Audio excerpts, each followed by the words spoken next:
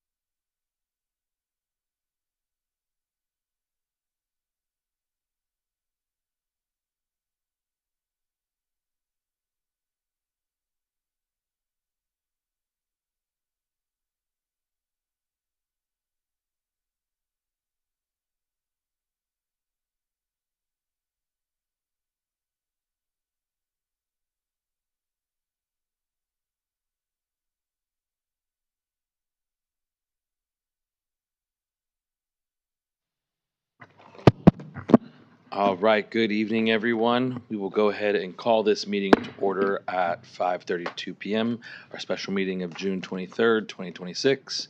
This time, there are no disclosures pursuant to Government Code Section 5495.3.8.3. Roll call and declaration of conflicts, please. Councilmember Bedoya. Councilmember Evans. Present, no conflicts. Councilmember Nygaard. Present, Mayor, I am going to recuse myself on item 3A due to a professional relationship with one of the applicants and out of abundance of caution. Thank you. Mayor Pro Tem Abercrombie. Present, no conflicts. And Mayor Arreola. Present, no conflicts. Thank you. We have a quorum. Thank you. Members of the public can participate in tonight's meeting remotely via Zoom by visiting cityofttracy-org.zoom.us/join and using the information as provided on the screen. This is also available online at the city website as well as in paper here at City Hall. That brings us to item 2, consent calendar. Council, are there any items you'd like to pull from consent? No. Seeing none. Mayor, I'd like to pull the first item on the consent calendar. Okay, and that would be related to the purchase of the trucks? Correct. Okay, so at this time, we'll go ahead and hear item 2A. We'll have a staff report, please.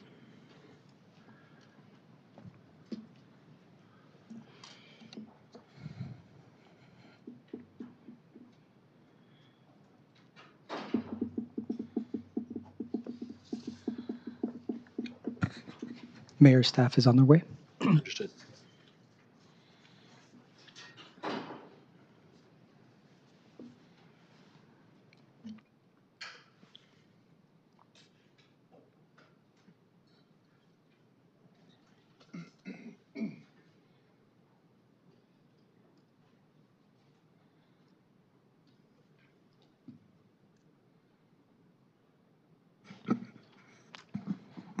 Good evening, Mayor and Council.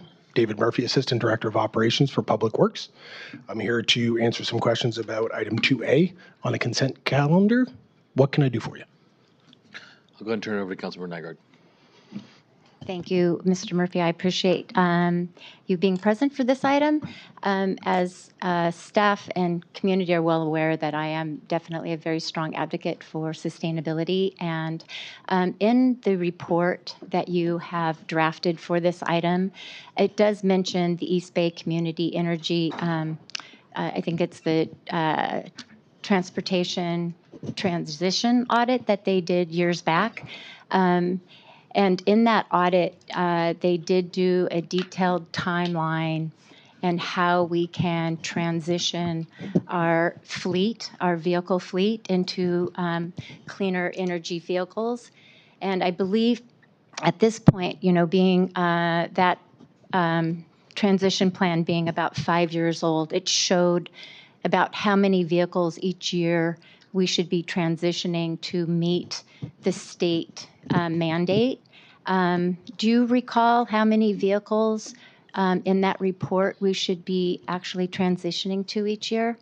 Not at this time. I know there is a set goal that has now been moved out to about 2040 is when the state mandate. So we're trying to work through that program as best we can. Correct, which is, I think, yes, originally it was 2035, and now it's moved to 2040. And I believe we have somewhere between 400 and 500 vehicles. Correct. So these are all the vehicles, police, staff, departments, as well as our transit, our buses. So, you know, I know to date we have 3 vehicles that we have transitioned to clean energy.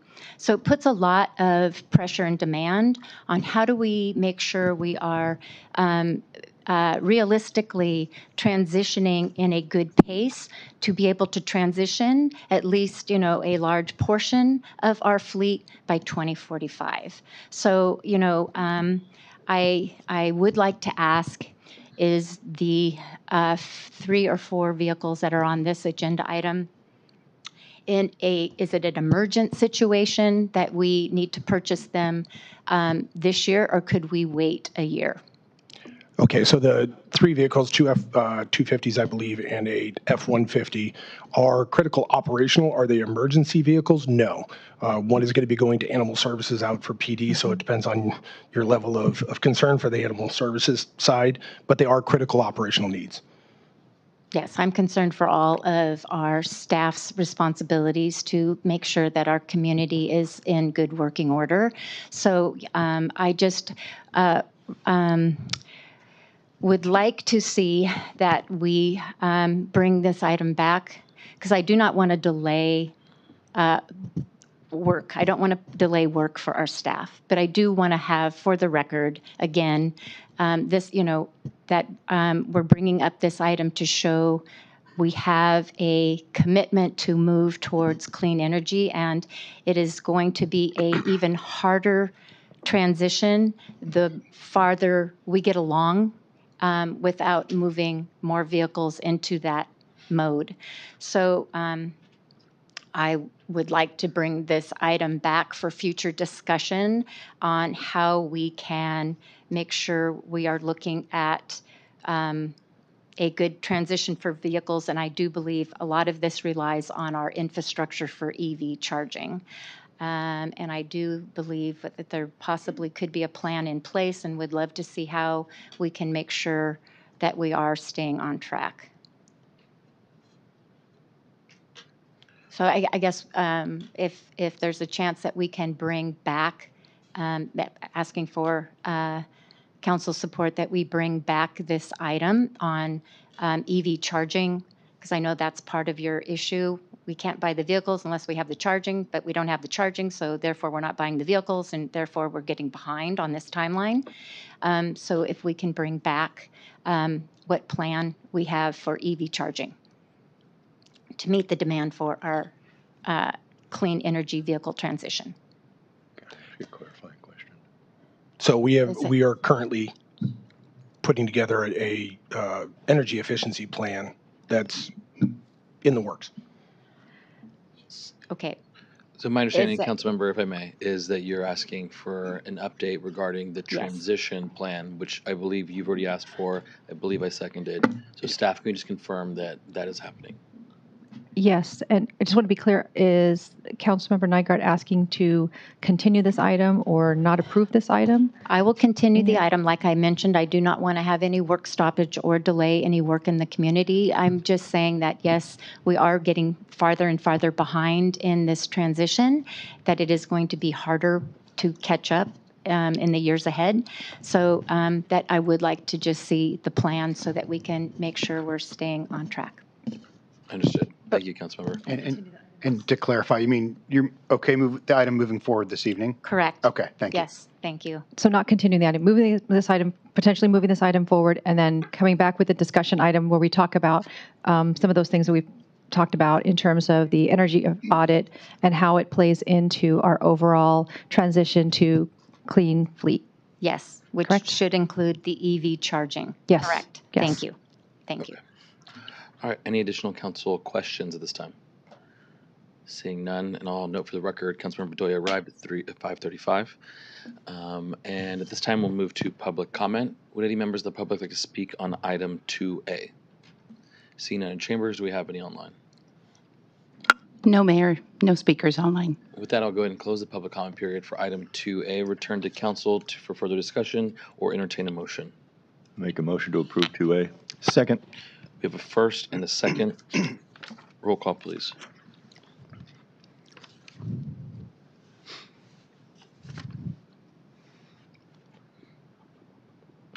Mayor Pro Tem Abercrombie, Yes. Councilmember Evans, Yes. Councilmember Bedoya, No conflicts, and yes. Councilmember Nygaard, Yes. and Mayor Arreola. Yes. Okay, that passes item 2A. We will be moving to item 3A, and I believe Councilmember Nygaard has recused herself.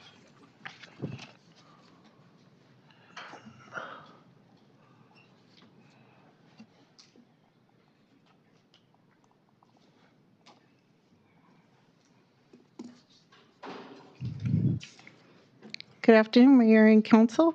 Nessie Lopez, your Deputy City Clerk. On March 19th, the City Council amended the council policy establishing a selection process for appointments to city advisory bodies through Resolution 2024-042.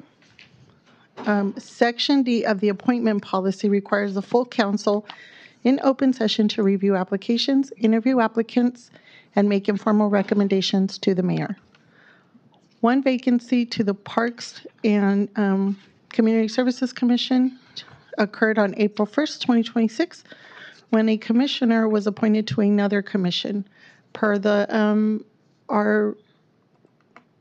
rules, and we can only have one commissioner serve on one commission at a time. His term was set to expire January 31, 2028.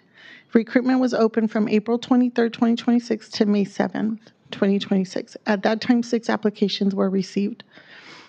The selected applicant this evening will serve the remainder of the term for the vacated seat beginning upon appointment and ending again January 31st, 2028. Through this item, the City Council will establish interview protocols and conduct interviews.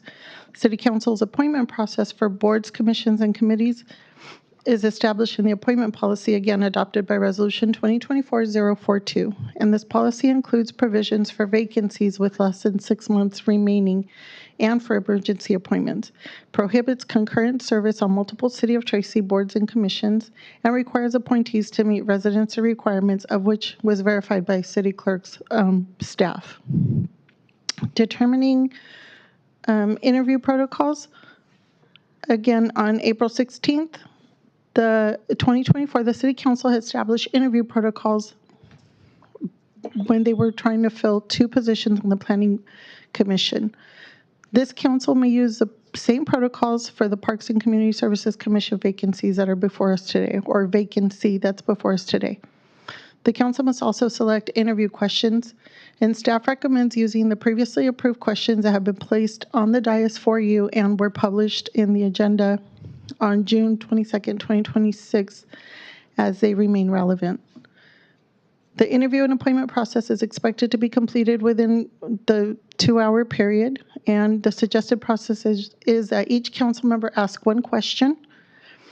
In that process, you are to select also 5 interview questions total. The applicant will be allowed 2 minutes per question, and the interview of the applicants will take place in alphabetical order by last name. We'll allow up to 5 minutes per council member for follow-up questions, if any, and allow 10 minutes total for council discussion. Following the discussion, each council member will make an informal recommendation to the mayor, and the mayor will propose 1 appointee for council approval by majority vote pursuant to Government Code Section 40605. If the proposed appointee is not approved, the mayor will propose an alternate, and this process will continue until that vacancy is filled, or the mayor may reopen the recruitment if necessary. If multiple candidates are qualified, the council may also establish an eligibility list for future vacancies occurring within a 12-month period. The city received 6 applications for 1 vacancy.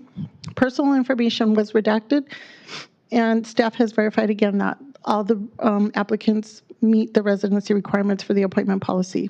It is a recommendation of staff that the City Council, by motion, 1, establish interview protocols to fill 1 vacancy on the Parks and Community Services Commission.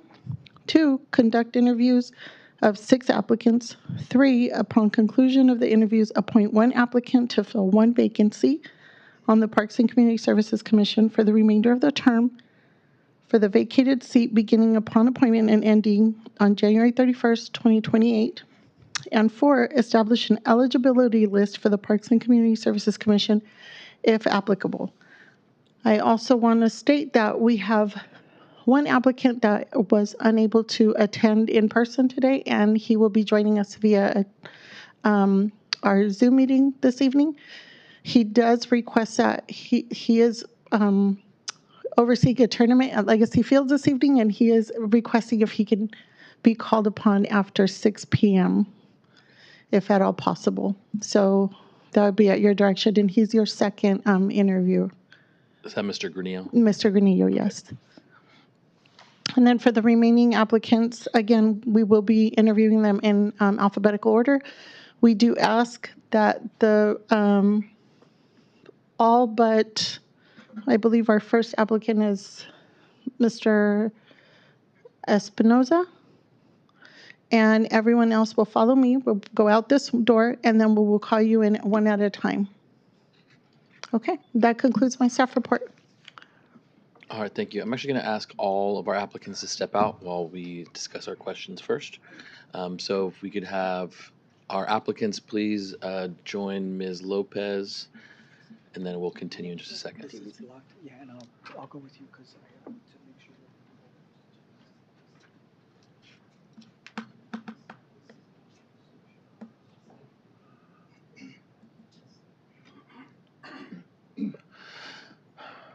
Okay, so this is the time for preliminary questions. I'm going to ask that we do this as we've done this before. Is there any questions from council this time? Absolutely. Well, I still have to do public comment. So are there any preliminary questions? Seeing none. Okay. At this time, we'll go out for public comment on item 3A. Are there any members of the public who would like to speak on item 3A? Seeing none in chambers, do we have any online? No, Mayor, no speakers online. Okay, this time we'll go ahead and close out the public comment portion for item 3A and move to council discussion. So council, I would ask that you each select one question from the list, and we will ask all the applicants the same questions. Councilmember Evans, have you had an opportunity to decide on a question? If you need a second, I can give you a second.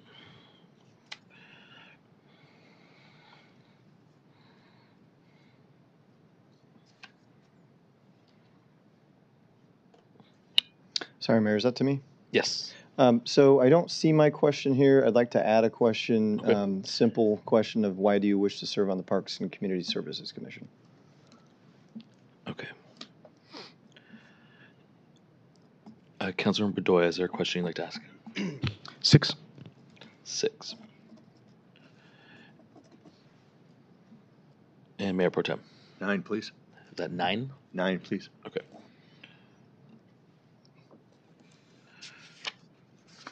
All right, and I'll just go ahead and start with question 1.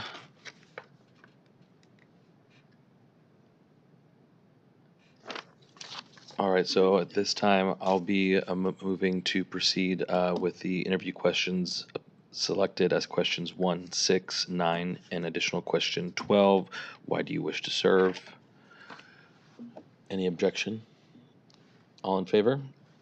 Aye. Aye. Fantastic. All right, at this time, we will allow 2 minutes for each question, and I will allow 1 minute closing. Can we please bring in the first applicant, Mr. Espinosa?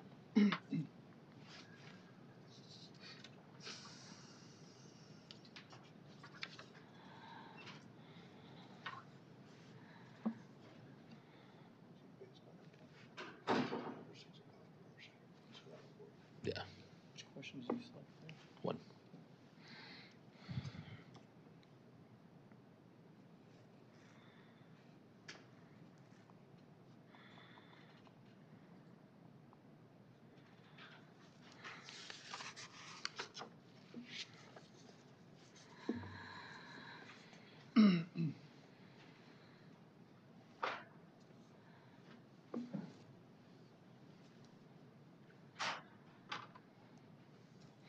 All right. Good evening, Mr. Espinosa. Thank you for applying. At this time, we're going to go ahead and right into it. We have 4 questions that each of us will be asking you one question. You'll have 2 minutes to respond to each, and at the end, we'll give you 1 minute for closing, and then after that, you're welcome to join in the audience. Any questions for us in the meantime? All right.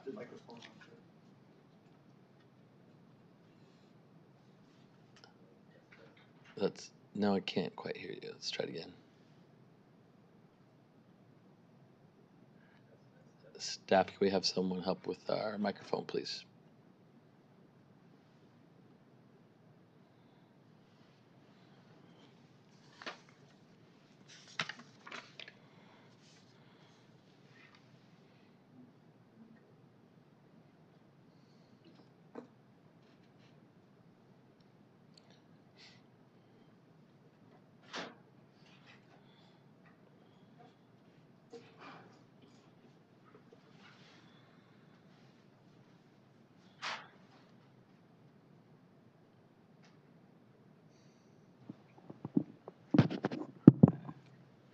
All right, there we go. All right, we're in business.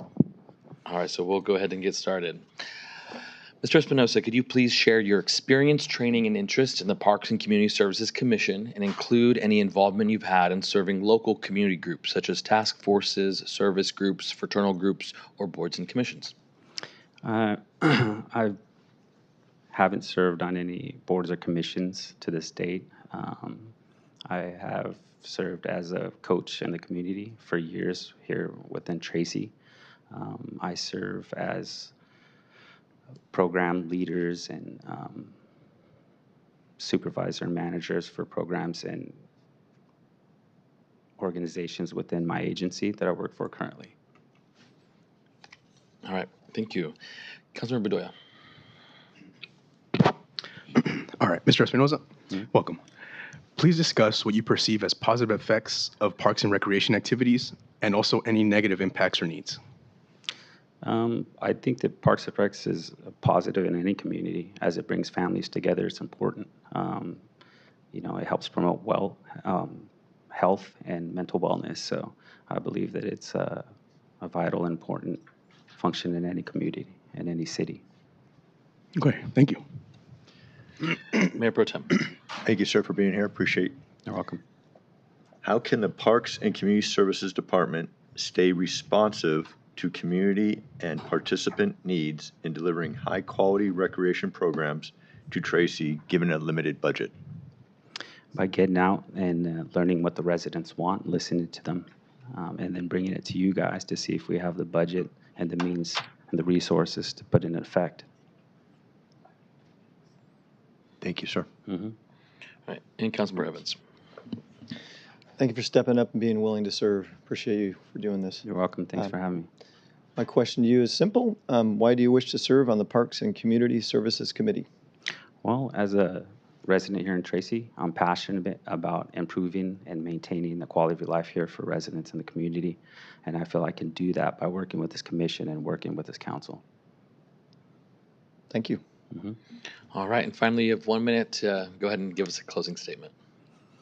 Well, if given the opportunity, I'd like to bring my leadership, planning, and management experience in helping improve the lives and maintaining and enhancing the quality of the Parks and Recreation Service and helping your council ensure that we continue to invest in recreational opportunities for the residents of the city. All right, thank you, Mr. Espinoza. You can go ahead and take a seat. Thank you. All right, we're not quite at 6 o'clock, so I'll go ahead and ask that we bring in a third candidate, Mr. Harnett, please.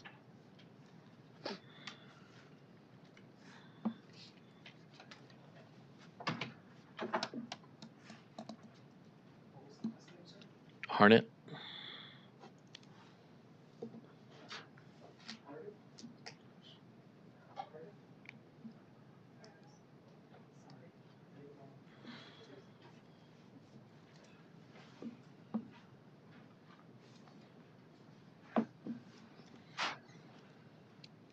All right, good evening, Mr. Harnett.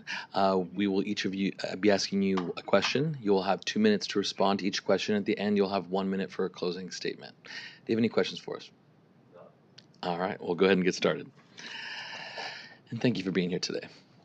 Could you please share your experience, training, and interest in the Parks and Community Services Commission and include any involvement you've had in serving local community groups, such as task forces, service clubs, fraternal groups, or boards and commissions? Mr. Harnett, can you speak into the maybe raise it? You're kind of tall. There to the right. You can raise the platform. You can raise the whole thing. Yeah. There you go. No, it still goes.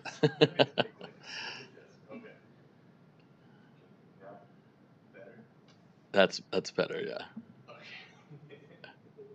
All right. I have served on several boards and commissions in the past, starting with the Mountain View Chamber of Commerce is where I really got involved in the city government and activities. So 2017, I was nominated as the Ambassador of the Year for the Mountain View Chamber of Commerce. That same year, our wine festival downtown Mountain View that sees over 100,000 visitors over the course of the weekend, organizing vendors and making sure booths are stocked. And I had a couple of people that would manage other groups, making sure things are flowing as they should for a busy weekend. I've also served as chairman for the Mountain View Los Altos Education Foundation for a scholarship for local high schoolers. Oh, okay.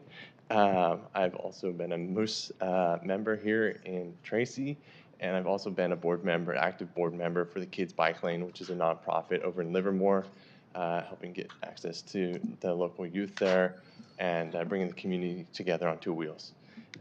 So I'm very passionate about being involved in my community and making sure the next generation is set up for success, preferably doing that outside, making sure our neighbors are comfortable around each other and the youth have a safe place to do their thing and know that the adults in the neighborhood can be counted on and are a safe place to go. So yeah, ever since I was brought up in my hometown, I know it's a little bit different environment than Tracy. I've learned the importance of getting involved with the community, knowing the parks and the various activities that youth like to do. I feel like I've got a close ear to the ground with today's local youth, and there's a lot of opportunity for the city to provide some more resources for them to get outside and get off their phone, and also a lot of career readiness that we could set up for them. Thank you. Councilmember Bedoya. Mr. Harnett, welcome. Thank you. Can you please discuss what you perceive as positive effects of parks and recreation activities and any negative impacts or needs? Yeah, the positive effects are endless, right? So if you have a safe place for the community to do their thing, there's never any second guessing if there's going to be any funny business going on, and you have that common ground for the community to get together and enjoy their city. So if we can focus on keeping the areas clean, maintained, and open for everybody to enjoy, whether it's a kid learning how to ride a skateboard or bike for the first time, or it's an elderly person just looking to go on a quiet stroll through the park. I want to make sure that our city has those places. They're not far away for them to reach, and that they always feel welcome. We don't want any bad actors scaring our good residents away. So I want to really advocate for safe places for our neighborhoods to get together and share those common interests. For negative effects, if we steer in one direction too much, I could see how that would maybe single out certain parts of our community and they don't feel as welcomed. But I think the positive effects of promoting safe parks and places to recreate far outweigh the negative effects into investing in those community resources. Thank you. Appreciate it. Of course. Mayor Pro Tem. Good evening. Thank you for replying. Of course. How can the Parks and Community Services Department stay responsive to community and participant needs in delivering high-quality recreation programs to Tracy, given a limited budget? Thank you for the question. Yeah, so as some of you may know, I was very closely involved with the recent Clyde Bland BMX track, and I take a lot of pride in my involvement there because it's always been a passion project to help the city open up such a facility. And I learned so much as part of that process, working closely with their Parks and Rec leadership. And one of the moments I valued the most in the process is the community outreach meetings we hosted at the park, hearing what the local neighbors had to say, and making sure they at least had the place to voice their opinions. And I honestly had a few really good conversations with the neighbors there, just explaining to them what this type of facility entails. A lot of concern about more riffraff happening there at that park, but I think it has had the opposite effect, to be honest. I've spent a lot of time there now. It's brought a lot of families there, and I'm really happy that our city has a place like that. So with regards to collecting that community impact, that community input, I think those types of meetings are invaluable, and we should be doing more of those because each neighborhood is going to have its own little character and things it cares more about. But as long as they have that platform to be heard, it is so much more powerful than just steamrolling over whatever opinions might be floating around that neighborhood. Because they have at least had the chance to share their thoughts on the project and provide some input. So that's where I think we have the biggest opportunity. Right. Thank you very much. Of course. Councilor Evans. Thank you for always being so giving of your time and stepping up to apply for this. Of course. My question's simple. Why do you wish to serve on the Parks and Community Services Commission? Sure thing. So, you know, as I mentioned earlier, like I was very fortunate to have the upbringing I did, and I want to make sure as I've done my part, and I know that I've done everything I could to help this next generation really feel like they're supported, because I feel like they're very isolated right now, and the Parks and Rec Commission and Services Commission has the opportunity to let their voices be heard, and also give them something new to think about. Like I spoke about career readiness earlier. A lot of the teenagers I speak with here in town, they're settling for far too little for their future. And you know, when I was their age, sure, I didn't really know exactly the path I was on, but at least I knew I had the resources and support behind me to go there. And when the teenagers feel isolated, they're just so much more hesitant to reach out. And we have this opportunity to bring the community together in these safe places that people can have their shared interest and have their personality shine, and their interests really stand out. So I would really be honored with the opportunity to be on the commission, so I could be that additional voice for the local youth, for some of the things I hear when I'm out with them. My wife coached the JV football team at West High not too long ago, and you know, I see the teens at the pump track, and I just want all the best for them. And the more opportunities we can present and foster for them, I think the better off everybody's going to be. Thank you. Of course. All right, and finally, you just have 1 minute for a closing statement. Yeah, so I just really appreciate you all taking the time to go through the different candidates and our perspectives. As somebody who really appreciates what the council has to do and everything that you hear and try to put into like a single lane as you build the city to what it's going, the path it's on. I just would really appreciate this opportunity to do my part in civic duty here in Tracy, to give back. So I feel like I've just got the tip of the iceberg, so to say, with being involved with the Clyde Bland BMX Park. And you know, I really appreciate the way that the city pulled me in. I can remember about 4.5 years ago coming to the council meeting and handing over the proposal I had put together for which parks the track could be built on, and seeing that come to fruition over the years is just literally a dream come true. So thank you. All right, thank you, Mr. Harnett. And you can go ahead and take a seat. All right. I actually have to go back to the youth program, so is it okay? If Oh, yeah, no worries. Yeah, you don't have to stay. You don't have to stay. We're not going to lock the door on you. You can leave. We'll have our clerk contact you if this is necessary. Thank you. And then I believe it's past 6 o'clock, so can we see if Mr. Granillo is available on Zoom? Yes, Mayor, he is attempting to connect at this moment.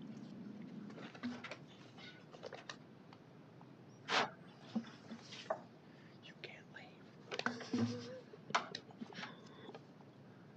It's a Hotel California.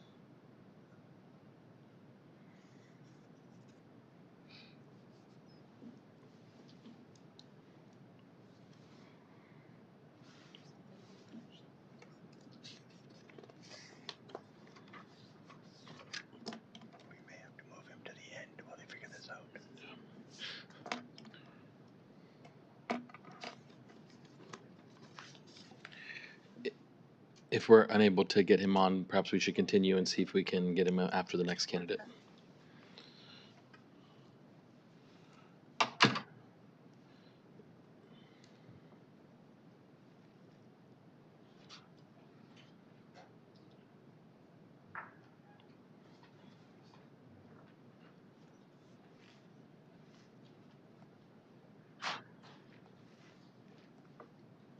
Good evening. Good evening, Council. All right, at this time, each of us will be asking you one question. You'll have 2 minutes to respond to each, and at the end, you'll have 1 minute for a closing statement. Do you have any questions for us? Excuse me? Do you have any questions for us before we begin? No. Okay, all right, we'll go ahead and get started.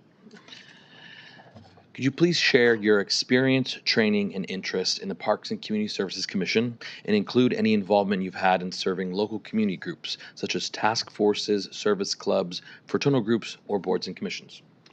Okay, thank you for that question. I do have a little bit of experience serving on some of the Community of Tracy's boards and commissions. I started out as Airport Commission as a member there. Then we transitioned to the Transportation Commission. And then after about 6 years on that commission, it was time to do something else. And the opportunity presented itself to become a planning commissioner. So I interviewed and became a planning commissioner and learned from the Transportation Commission, learned a whole lot of different issues in the city that affect transportation. Cabs and buses, and our bus route at the time dropping off over a grant line, and then we were building a transit center and different airport issues that were affecting people going to the airport and participating at the airport. I also learned, as I became a planning commissioner, I learned about different architectural aspects, community fit, and just different aspects of building our buildings and communities that we have here in Tracy. And so those are some of the experiences that I've had serving on some of the different commissions. And I kind of likened it to, I made a mistake and forgot to turn in my application on the deadline. Completely my fault, but I also look at this as an opportunity. Hey, here's another commission with an opportunity to learn more about the city that I love, right? That's really what it boils down to. And serving on this commission would be helpful as well. Now, I did start my, my employment career in the recreation department as a 9th grade high school student. I worked for the city of Anaheim as a recreation aide, became a leader, and then ultimately a park director. So. All right. Thank you. Councilmember Bedoya. Mr. Orca, welcome. Can you please discuss what you perceive as positive effects of parks and recreation activities and also any negative impacts or needs? Absolutely. Positive effects. It enlightens the atmosphere, just being part of recreation programs. And I mean, I like the colorful brochures, right? That just kind of gets in your eye, like, hey, yeah, they did a great design on that aspect. Getting that in the mail. Look forward to the monthly magazine from that aspect. And then you kind of flip through there and you say, hey, the city's doing all this sort of stuff, right? You just got to participate. You got to get up off your couch and hey, let's go do this. And that's the type of person that I am. On the Planning Commission, every community that we saw on a plan set, I envisioned myself and my family living there, right? Growing up there, what would my kids be doing in that locale? How can that be safe? How can we enjoy our activities in that community, in that location? But at the same time, when you know you have city events, hey, is that place close to them? Is there activities that the city doesn't do? That would be things that I would throw at ideas and whatnot, because I still have a couple of those as well. And from a positive aspect, I think it helps with your health. Participating in some of the health activities that we have here in terms of recreation. I absolutely love the disc golf park that we put in. Took us years to put it in. It's one of the easiest things to do, right? To put in something like that. And I'm glad that the city did that 6 or 7 years ago. As small as the course is, I actually keep a frisbee in my car. May not be the actual disc golf types, but a frisbee works, right? And you can play that anywhere for the most part. But that was one of the most beneficial things I thought the city did for such a low cost. But yeah, there's too many positives in that aspect, health benefits and whatnot for that. Thank you. Appreciate it. Mayor Pro Tem. Thank you, sir. Appreciate you applying. How can the Parks and Community Services Department stay responsive to community and participant needs in delivering high-quality recreation programs to Tracy given a limited budget? Well, the budget is definitely a challenge, right? There's not enough money and there's almost not enough people to help staff the things that you want to do. But you try. And that's what I accept is, hey, this is what the city can do. And I can come help, or my kids can come help. And I often wondered if the city had discussed with the recreation programs that the high schools have to get interns and stuff to help staff those different programs. But I think we do have some great things like Roll and Rec, going to the different events. The new pump track and skate park obviously is going to draw younger age kids to go enjoy those activities. But I also learned, as planning commissioner, our pocket parks.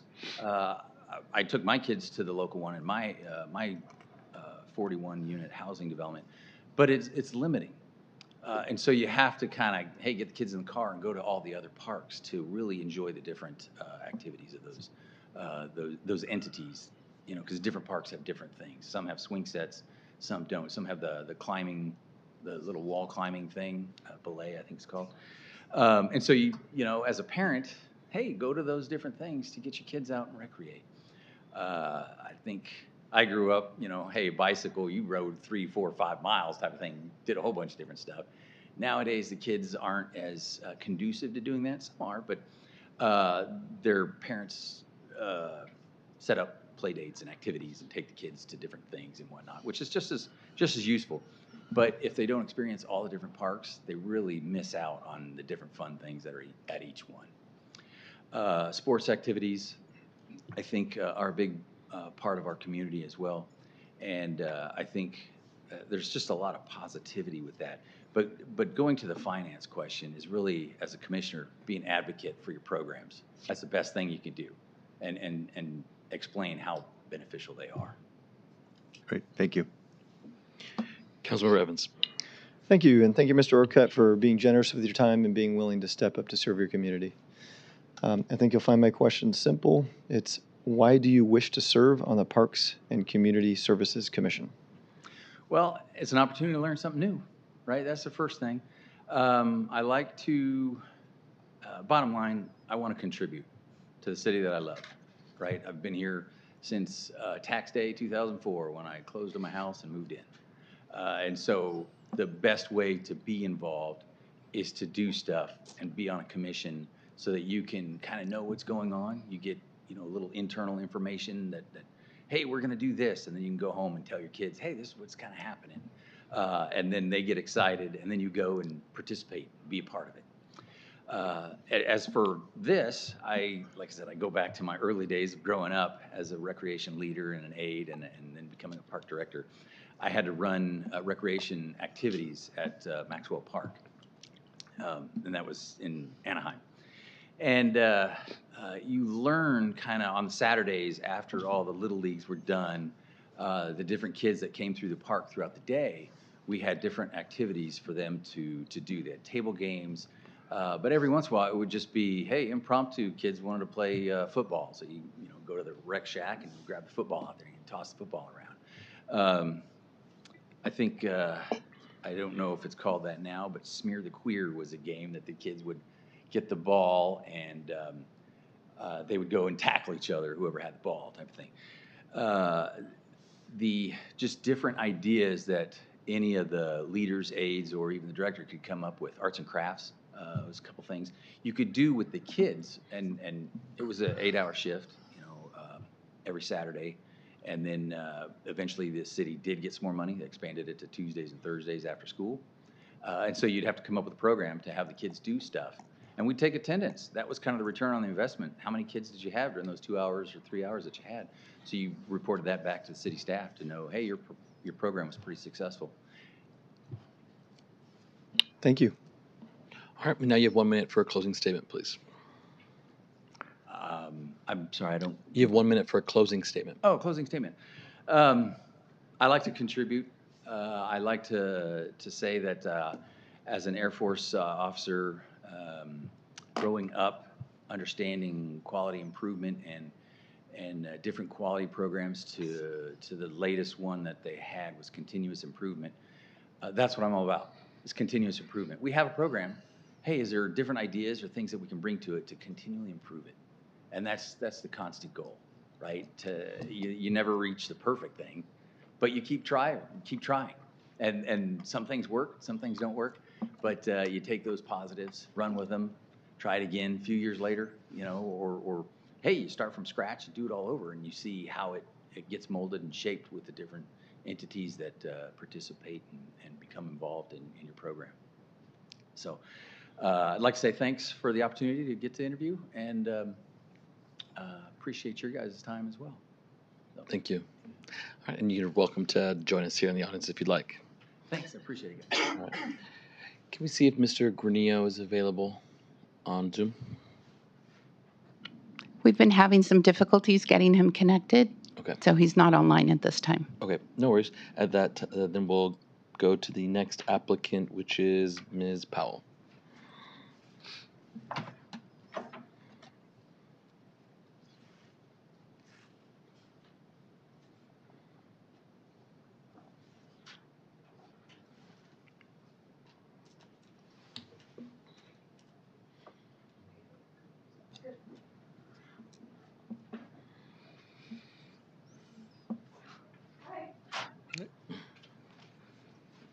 Good evening. How you doing?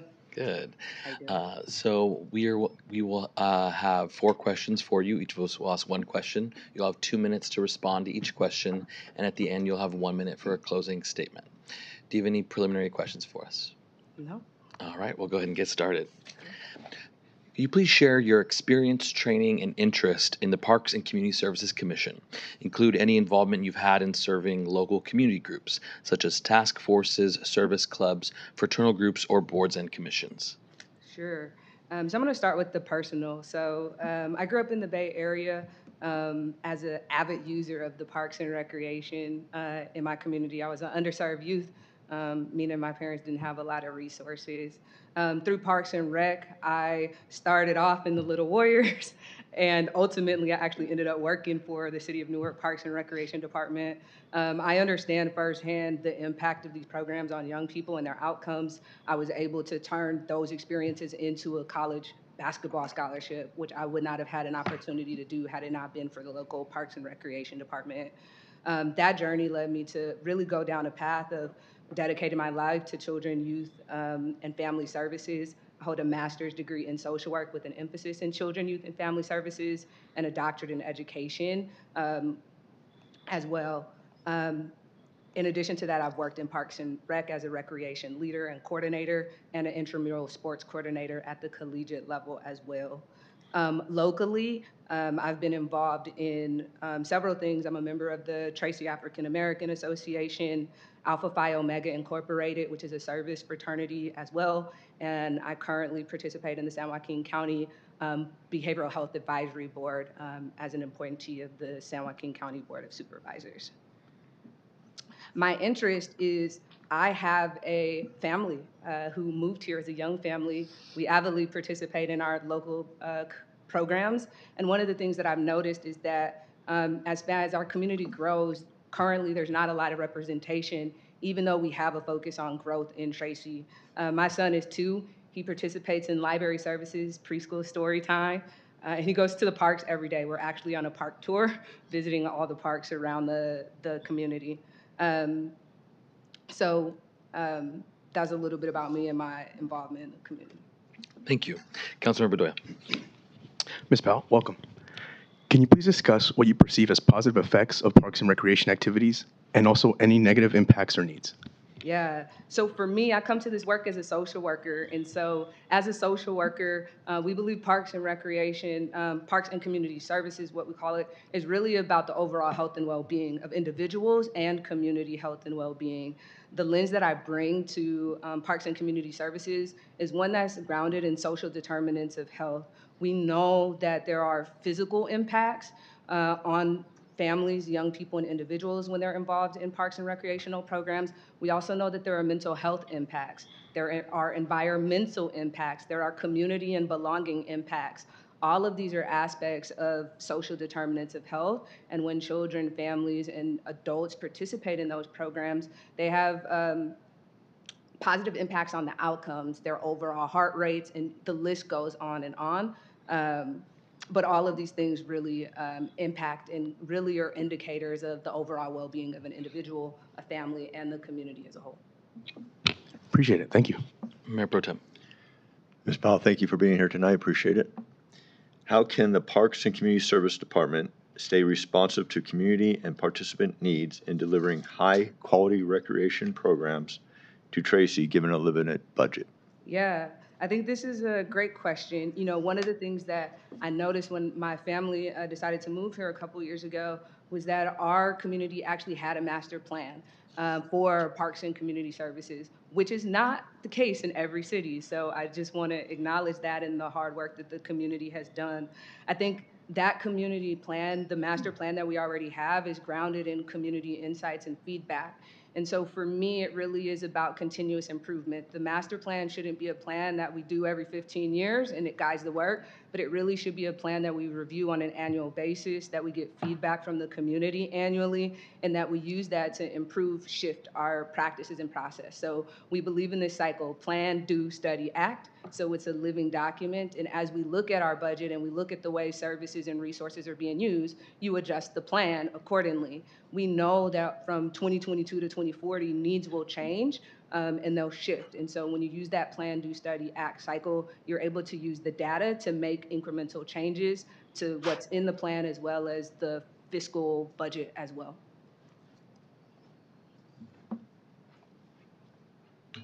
Thank you. All right, Councilor Evans. Okay, and thank you, Ms. Powell. Want to acknowledge your generosity of your time and your willingness to step up and serve your community. My question is a simple one. It is, why do you wish to serve on the Parks and Community Services Commission? Yes, I think that's a great question. I think for me, as someone who's had an opportunity to participate and come to some of the city council meetings, watch city council meetings online, as well as the Parks and Community Services Commission, there are a couple of things. One is that we are a growing community, and currently I think there's an opportunity to ensure that this commission reflects the growing diversity of our community. We have many folks on that commission currently that have been members of the community for a really long time, and they bring wisdom and history to the current commission. But I think there's an opportunity to also include voices of families that are up and coming in our community, who are currently raising children, that are participating in our programs, that are starting as toddlers and will continue to participate in those programs into adulthood. I think there's also an opportunity to bring perspective and ideas from other parks and commissions, community services that there's an opportunity to bring as someone who brings a background in parks and recreation. I also think that we have a robust team that has a high focus on parks and recreation, but there are also opportunities to look at our library services, which I think is vitally important for our city specifically. We know, for example, that third grade reading level is an indicator of community health for young people. In our city alone, only 4 in 10 children are reading at grade level by third grade. And library services is also a part of our recreation and community services. So I think that there's opportunities to bring perspective into other areas that fall into this space that may not have been a focus up until this point in time. And I think those are reasons that I personally want to participate in this commission. Excellent, thank you. Well, thank you, Dr. Powell. You have 1 minute for closing. Yeah. I really appreciate the opportunity to stand before you tonight as a resident, and really appreciate the work that you all are doing, as well as that our commission is doing. I believe that as a young family, as a person who is raising a young family here in Tracy, the work that is happening in the community is just awesome work. Like I said, we have a community plan. I think it's just an opportunity serving on this commission to really diversify the voice and representation so that our plan is really representing the entire community, especially since so much is focused on the growth. The data says that by 2040, we're expecting an increase of 48,341 residents. And currently, all of the participants on our commission have been residents for over 2 decades. And so we want to continue with that wisdom and that history and combine it with the new perspectives. And I think that will really set our path, continue to grow our path in the right direction. Thank you. Thank you, Dr. Powell, and you're welcome to join us here. Can we please bring in the next applicant, Mr. Rogers?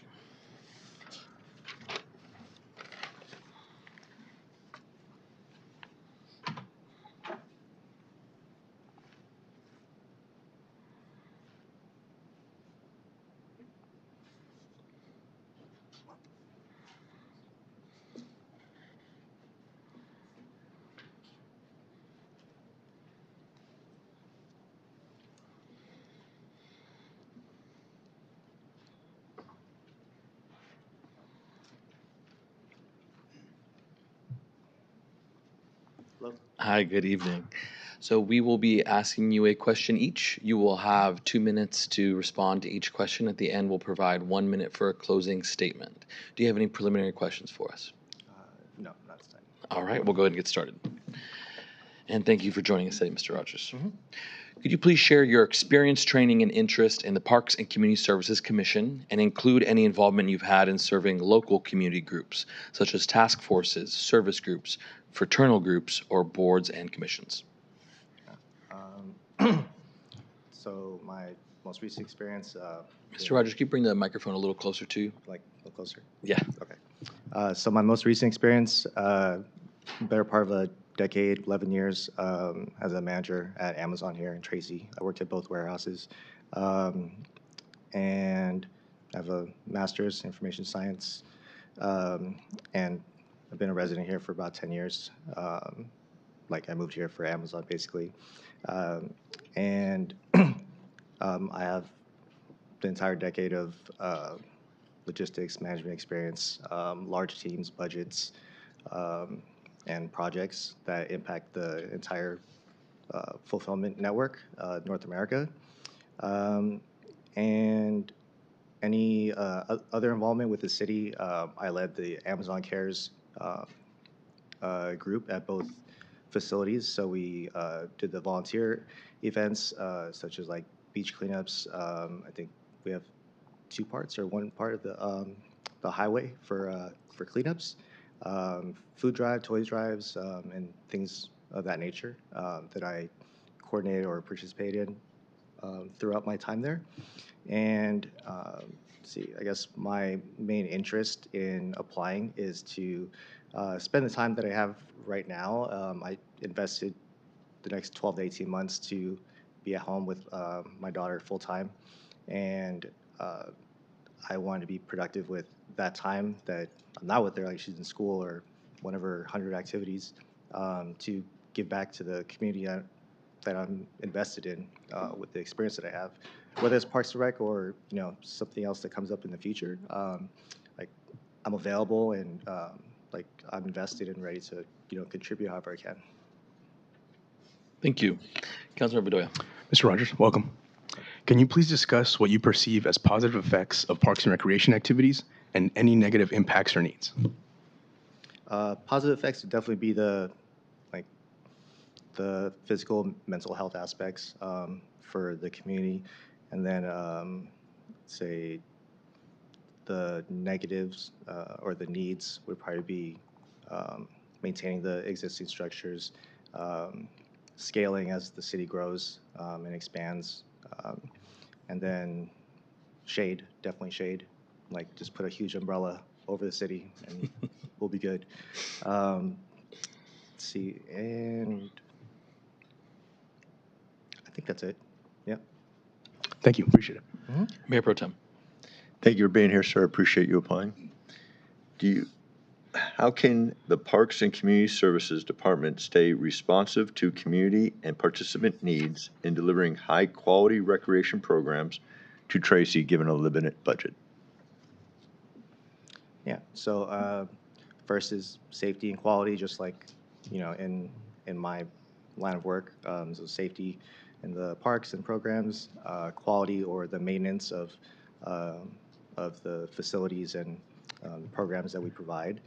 And then also the community feedback is also important to understand where our opportunities are. And then utilizing any grants, partnerships, or anything that might be possible to assist in that effort. And then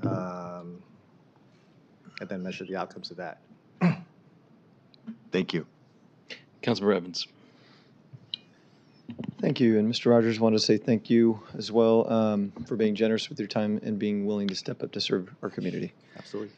My question's simple, and I think you've elaborated a little bit on this already, but why do you wish to serve on the Parks and Community Services Commission? Yeah, so I guess I did touch on it a little bit, but to elaborate more, I have the time to be a single full-time parent for the next 12 to 18 months, which is around the time of this term until January 2028. And I have a daughter with special needs, and just one day I told someone outside, it was like when the applications opened, I was at the park and I was cleaning off some graffiti that was on the Gretchen Talley playground because the parents and I were just looking at it for most of the semester. And and then I saw the opening, and it kind of just fell into place that, like the right timing. And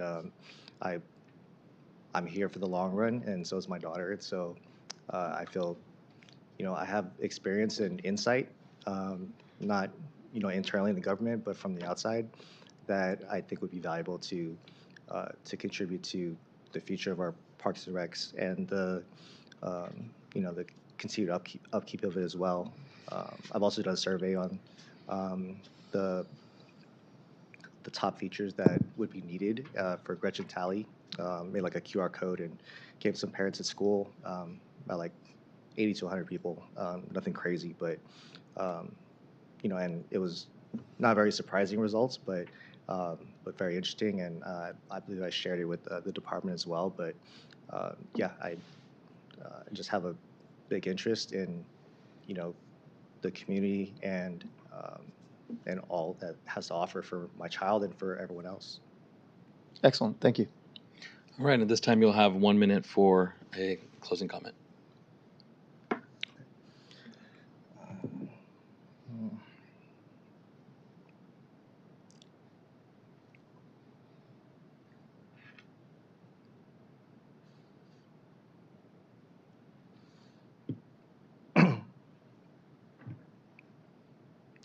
So not to repeat on any of the previous responses, but again, I definitely have a long track record of leadership experience, problem solving, analytical knowledge as well, Lean Six Sigma belt in process improvement, and I'm fairly confident that an outside perspective would contribute to the existing council for improving the Parks and Rec. And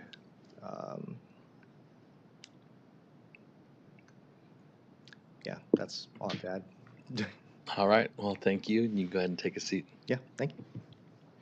All right. And were we able to get Mr. Granillo on Zoom? No, Mayor, so he asked that we move on without him. Okay. All right. Thank you. All right, Council. So at this time, I'll provide an opportunity for each of us to make our recommendations. I think that I'd like to proceed with, we have one applicant. I want to thank everyone for applying. It's really kind of a diverse array of responses and experiences, and we so thank you coming out for your commitment to our community. But unfortunately, there's only one spot. So with that, I would ask Council to please provide your top applicant, and then perhaps one person who you'd like to see on an eligibility list. We'll go ahead and start with Councilmember Bedoya. Hot seat, right? At this time, after careful consideration, first I want to say thank you everybody for taking the time. I know what it's like to be in your shoes, to keep trying, put your best self out there, and stay involved. Curious to see kind of what council wants to deliberate. I wish we could appoint 4 to 5 seats. I really enjoyed hearing all the different perspectives and how kind of taking a mix from, I heard the words, wisdom to new perspectives and kind of putting that all together. I have great hope for this community. At this time, My pick would be between Joseph Orcutt and Shanice Powell, with Matthew Rogers or a combination of those for the eligibility list. But want to hear what council thinks. Okay, thank you. Mayor Pro Tem. Again, thank you, everybody, for applying. I appreciate people willing to step up and help out the community. My pick would be Dr. Powell, and I would recommend both Mr. Orcutt and Mr. Harnett as being on the eligibility list. Thank you. Councilor Evans. Thank you, Mayor. I'll just say again, thanks to everybody for stepping up. It's a special thing being willing to give your time to your community, and it doesn't happen enough nowadays. So it's great to see everybody, and you all have unique gifts and talents, and I think any one of you would serve well in this commission. So as was stated, it has to come down to one. And the only way I know to do this, and it's the way I've always done this in life and interviews and different things, is I kind of rank every question best I can as to your experience and the gifts that you're bringing in the background that you put forward and your ideas. And so they're all pretty darn close. I actually ranked Mitchell Harnett at the top. And he's got kind of long legs in the community and has done a lot of parks and community service work. And as he stated, has been very involved in projects like the pump track that we recently unveiled. So he would be my number one choice. Close second would be Ms. Powell. And either one of the other candidates I'd be happy to see on the eligibility list. But that would be my recommendation. All right. For mine, my top choice was Dr. Powell. That was really an incredible interview. Thank you for sharing your insight. And I think with that, I'm seeing some consensus. This time I will be supporting Dr. Powell for our one opening. With regards to an eligibility list, my second applicant was going to be Mr. Harnett. I think we have some consensus that we've built there as well. So this time, I'll be making a motion to appoint Dr. Shanice Powell to fill one vacancy on the Parks and Community Services Commission for the remainder of the term for the vacated seat, beginning upon appointment and ending on January 31st, 2028, and establish an eligibility list to include Mr. Mitchell Harnett for the Parks and Community Services Commission. Would you be willing to add Mr. Orcutt, since he got a couple of votes also, sir, as also being the second on the eligibility list? So if it went Dr. Powell and then Mr. Harnett would be first alternate, Mr. Orcutt would second? I do see that having the second amount of consensus, so I'd be open to that. So I would amend my motion to establish an eligibility list to include Mr. Mitchell Harnett, then Mr. Joseph Orcutt for the Parks and Community Services Commission eligibility list. Thank you, and I'll second that. Okay, we have a first and a second. Roll call, please. Mayor Ariella, Yes. Mayor Pro Tem Abercrombie, Yes. Councilmember Bedoya, Yes. Councilmember Evans. Yes. All right. Well, thank you to Commissioner Powell, and thank you to everyone for applying. We look forward to your continued involvement in the community, and please look for more openings because there are always openings coming up for different commissions. So thank you so much. All right. With that, can someone please get Councilmember Nygaard?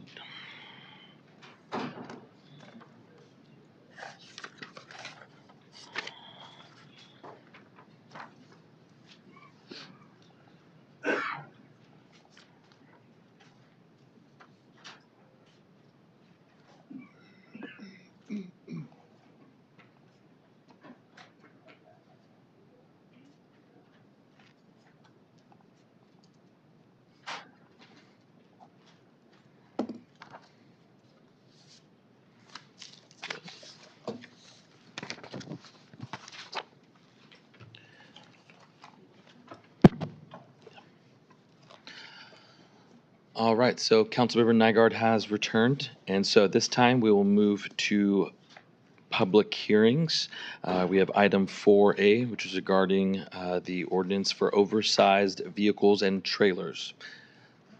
We'll go ahead and open the public hearing at 6:42 p.m. Staff report, please.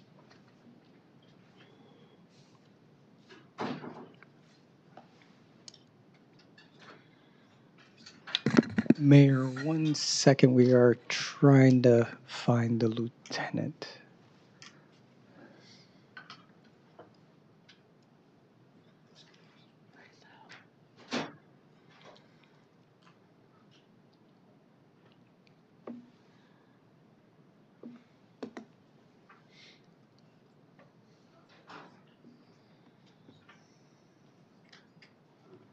Mayor, if we could just have a moment, staff is on their way. Absolutely.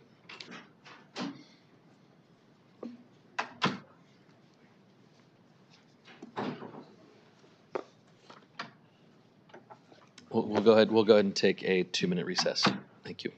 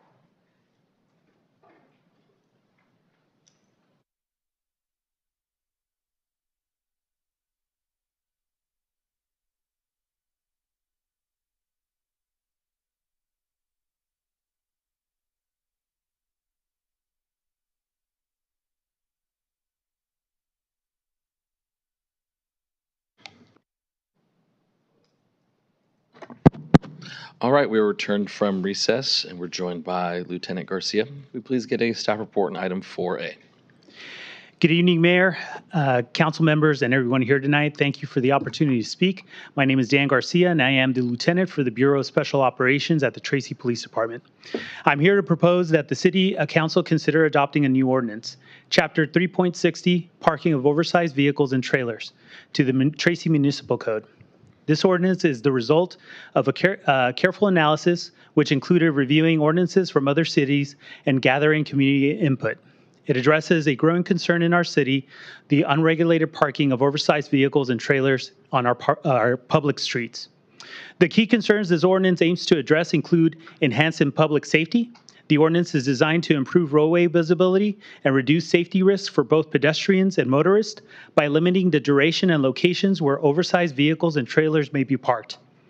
Protecting public health, it aims to prevent the improper disposal of waste from these vehicles into our city storms and sanitary sewer systems, thereby safeguarding our environment and community health. Improving quality of life. By regulating parking, we enhance the appearance and accessibility of our neighborhoods and public spaces. To ensure clarity and fairness in enforcement, the ordinance provides precise definitions. An oversized vehicle is defined as any motor vehicle that exceeds 8 feet in height, 7.5 feet in width, and 22 feet in length. This definition includes large recreational vehicles, buses, and certain trucks that can obstruct visibility and create hazards for other road users. A trailer is broadly defined to include any camping trailer, camper, fifth-wheel travel trailer, house car, mobile home, or trailer coach as specified in the California Vehicle Code. It also encompasses any recreational vehicle as defined in the Health and Safety Code. These definitions ensure that all types of large towable vehicles are covered under the ordinance, preventing loopholes and ensuring comprehensive regulation. The provisions of this ordinance includes parking restrictions, which are the oversized vehicles and trailers may not be parked on public streets, alleys, or city lots for more than 72 consecutive hours. After 72 hours, the vehicle must be moved at least 1,000 feet and cannot return in the same spot for at least 24 hours. The ordinance provides exemptions for emergencies, official government vehicles, or utility business vehicles, active loading and unloading, service vehicles, wheelchair accessible vans, and special events, among others. Enforcement measures include citations, towing, and escalating administrative penalties for repeat violations with a clear right to appeal. The action is exempt from the California Environmental Quality Act as it does not result in any physical changes to the environment. Additionally, there is no physical impact as enforcement will be managed within the existing city budget. The ordinance directly supports our strategic priority of public safety by providing a balanced approach that considers both community needs and practical realities for residents and businesses. If approved by the City Council, the Police Department will conduct a 30-day education campaign about the new ordinance through its website and social media before commencing enforcement. Tonight, I respectfully request the adoption of the new ordinance enacting Chapter 3.60, Parking of Oversized Vehicles and Trailers, to the Title III of the Tracy Municipal Code. Thank you for your time, and I'm more than happy to answer any questions you may have. Thank you, Lieutenant Garcia. And Mr. Sanchez, do you have something you wanted to add? Yes, Mayor, members of the council, Arturo Sanchez, Assistant City Manager. First, I'd like to thank staff and the City Attorney's Office for bringing this back as quickly as they did. I'd like to take a moment to acknowledge that the staff and the Code Enforcement Unit, because I think they put a large amount of effort in working with the police department in bringing this back. I'd also like to take a moment just to acknowledge the fact that they did this work in response to a community member who has brought a lot of these issues to our attention, and Mr. McGee and I have been in constant communication, and I'd like to thank him for his consistent effort in keeping our work earnest in moving forward. I want to acknowledge everything that the lieutenant said, and I also want to say that an ordinance like this is a difficult ordinance in that it requires a balancing of interests. And I do know that Mr. McGee has expressed his perspective, and he and I share a lot of similarities in perspective in balancing the interests of the personal property of the person whose property may be enforced against versus the right to quiet enjoyment of other people's property in the neighborhood that this ordinance will have an impact on. That is essentially what this ordinance will have. And in balancing those interests, we're giving the police department a tool, but that is simply one tool, and it will be deployed within the limited amount of resources that we might have to deploy. And so the city manager's office will continue to work with the chief of police and the code enforcement unit to look at ways in which we may be able to buttress their resources so that we can continue to provide more resources to the community to be able to enforce these ordinances if it be adopted, and any other ordinances that may be adopted, because this is one thing, one tool in the police department's toolbox, and it will not be a magic bullet that will resolve the issues that are highlighted by this ordinance, but it is simply another tool that the responding officers or code enforcement officers have to be able to address the quality of life issues that we are beginning to face as a growing city. And as this rolls out, we will probably have some growing pains in its deployment. And I just want to acknowledge that for the council as you deliberate. It is a very good ordinance. It is a well thought out ordinance. No ordinance is perfect. No ordinance will be perfect in its deployment. But as we deploy, we will do our best to deploy it in a manner that is both respectful of the people who we are enforcing against and to work to improve the quality of life of the people who have brought this to our attention as we actively work to improve our neighborhoods. Thank you, Mr. Sanchez. Council, do we have any preliminary questions? Councilmember Bedoya. Thank you. Thank you, Assistant City Manager. I think you generally kind of covered some of my questions, but I want to take a shot at it. What is the main difference that a resident with private property potentially affected by this will see? Let's say once if this passes, and I'm talking more about like timeline and actions, like enforcement actions. Can staff just give me briefly their opinion on like, I guess, the planning and the implementation of this ordinance in our suburban area versus if this was like a rural area? Any reservations or just maybe more education for me about the 1,000-foot rule? I guess generally, does staff have, I heard any reservations about not the planning that went into this, but just once if this gets passed and implemented and it's acted upon, what are we studying to possibly adjust? And I guess, how do we measure success? So to answer some of the questions, so basically our whole goal is to educate the person who is parking their trailer or their oversized vehicle in a public street. Because the goal is for them to move it to an area where it's not in an area where it's illegal. And so we are taking certain steps, which is why we give them those 72 hours to give them that process, if they need that, to move that vehicle. And if they don't, then basically we take the next step of enforcement action. So we made sure that we're not just penalizing someone, but we're making sure we're taking certain steps to get that education and that response from our community. With the movement of the vehicles, we looked at different ordinances. And so the goal was that, again, that they're not in certain areas for more than 24 hours.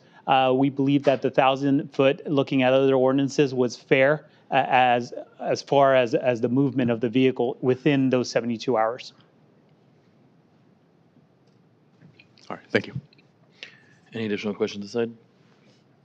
Councilmember Nygard. Thank you, Mayor, and thank you for the report. I just had a question. Would this actually, what about an intersection? So if somebody is parking near an intersection, would this also apply? I mean, you're not necessarily in front of a home, but let's say you're on the border of a neighborhood, and but you have an oversized vehicle that parks routinely at that intersection. I don't know if we have in our ordinances a certain number of feet that need to be clear at an intersection, so you can clearly have visibility around, especially, one that's 22 feet long or 8 feet high and so many feet wide. Because that's my one question is, will this ordinance affect intersections? So that's so this ordinance is focused on more of the areas where they're not in those areas, because at the intersections usually we have other laws, other traffic laws that can enforce that, especially if they're obstructing the view when somebody's trying to make a turn. We have certain laws in place that cover that. But with these, it can apply because it is a public street, but it won't be the most appropriate to use during those intersections, because if it is blocking the roadway or visibility when somebody's making a turn, it matches that vehicle code section. Okay, great to hear that. And then just to kind of piggyback off Councilmember Bedoya's question about information, I'm assuming this will affect all of the city, correct? That is correct. Okay. How are we going to, you're saying that it won't be enforced until actually somebody is now violating this new ordinance. Are we going to do any outreach or education to the community and the neighborhoods to let them know how this new ordinance will affect them? Yeah, so once the council approves this ordinance, our next steps is to put out a social media blast. Our website will define basically what the lengths of the vehicle looks like. Those are steps that we want to take to educate the public. I know that we have certain individuals that are already violating this that we can go and educate in those prior 30 days. So those are steps that we're going to take prior to it going active. Any signage required? Or There is necessary? signage required, and that's on the municipal code. So we will put, we'll work with Public Works on where to put those signs around the city. Thank you. And I really do support this ordinance. Thank you so very much. Thank you. Any additional questions from council? Councilmember Evans. I guess, Mayor, I'll just point of clarification for the public, because I know I'm going to see this question coming from friends and neighbors that I know that have RVs. This ordinance applies strictly to vehicles parked on the public street, not on private property, correct? That is correct. Okay, perfect. Thank you. All right. At this time, we'll go out for public comment on this item. Are there any members of the public who would like to speak on item 4A? Seeing none in chambers, do we have any online? No, Mayor, no speakers online. Okay, at this time, I'll go ahead and close the public comment portion for 4A, and I will close the public hearing at 6:59 p.m. Return to council for additional discussion and/or entertain a motion. Councilmember Evans. Oh, I'm just I waiting for was motion. going to make a motion to adopt a resolution determining that enacting Chapter 3.60 parking oversized vehicles and trailers of the Tracy Municipal Code is categorically exempt from the California Environmental Quality Act pursuant to CEQA Guidelines Section 15378B and/or 15061 subsection B, section 3. Second. We have a first and a second. Roll call, please. Mayor Pro Tem Abercrombie, Yes. Councilmember Evans, Yes.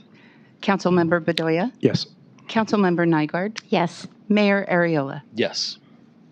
Madam Clerk, will you please read the title of the proposed ordinance?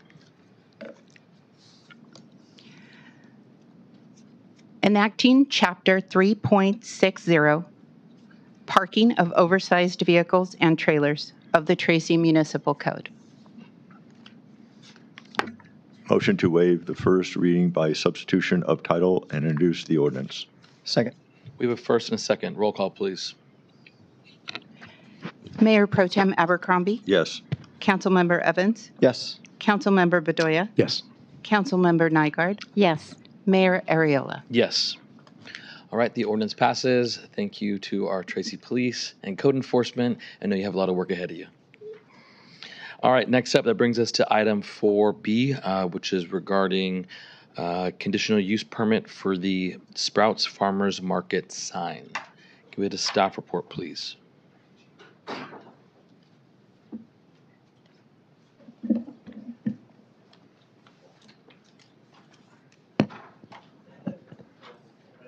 I continue? Is it? Oh, it's on.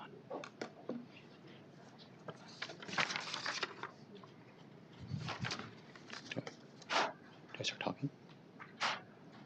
Okay. Good. Thank you, Mayor, and good evening, council members. My name is Martin Vargas, and I am the project planner with the Community Economic Development Department.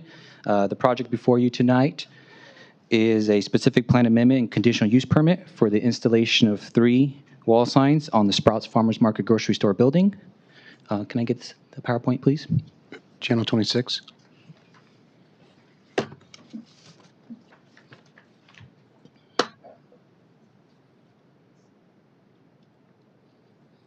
Okay, so background. A development review permit was approved by the Director of Community Economic Development on May 28, 2025, which was for the construction of 5 commercial buildings, including the construction of a 24,000 square foot Sprouts Farmers Market grocery store building and related site improvements known as the Ellis Village Center. The Ellis specific plan currently refers to the Tracy Municipal Code sign ordinance for standards regarding wall signs, except as modified within the specific plan. The maximum wall sign size of 100 square feet is the established standard throughout most areas of the city and applies to many supermarket shopping centers and anchor stores such as Safeway, Raley's, Save Mart, and Food Max. However, the city is able to establish standards within the specific plan that are different from the Tracy Municipal Code, including the sign ordinance. One example of this is the city's I-205 corridor specific plan, which allows wall signs greater than 100 square feet up to 250 square feet with approval of a conditional use permit, if the size of the sign is appropriate in scale with the building face on which it is proposed. Examples of stores in the I-205 corridor specific plan area with wall signs up to 250 square feet include big box retailers such as Walmart, Home Depot, and Winco. So project location. So in the location map, you can see that the Ellis Village Center is located at the southwest corner of Coral Hollow Road and Ellistown Drive, and that the Sprouts Farmers Market Grocery Store building is located at the southwest corner of the Ellis Village Center. Project description. So an amendment to the Ellis specific plan to allow wall signs of up to 250 square feet with approval of a conditional use permit, and grant a conditional use permit to allow the installation of 3 wall signs, 2 of which are 193.7 square feet, and 1 of which is 143.1 square feet on the Sprouts Farmers Market Grocery Store building. Specific plan amendment. So the purpose of the specific plan amendment is to allow businesses within the Ellis specific plan to obtain a conditional use permit for wall signs that are greater than 100 square feet, which is the current maximum size. And conditional use permits allow individual projects to be evaluated on a case-by-case basis to ensure a larger wall sign size works on the specific proposal. Conditional use permit. So the conditional use permit will grant approval of 3 wall signs, 2 of which are 193.7 square feet, and 1 of which is 143.1 square feet. Currently, the maximum allowed size for each wall sign is 100 square feet, but with approval of the specific plan amendment, these proposed wall signs could be approved with a conditional use permit. The Sprouts Farmers Market Grocery Store is located at the southwest corner of the Ellis Village Center, which is approximately 307 feet from Coral Hollow Road and approximately 301 feet from Ellistown Drive behind other buildings. And the location of the Sprouts Farmers Market Grocery Store building could make a 100 square foot sign challenging to view. So the proposed wall signs are appropriately in scale with the building faces on which they are proposed. It's also important to mention that the wall signs comply with all other regulations, including the total maximum sign area allowed for the building and the maximum width of the wall sign. So site plan with wall sign locations. So this is the Ellis Village Center site plan and location of the Sprouts Farmers Market wall signs. The wall signs you will be hopefully approving are wall signs 1, 6, and 7, which are highlighted in yellow. Wall signs 2, 3, 4, and 5 are for reference only and will be approved under a separate permit because they meet that maximum 100 square foot sign size.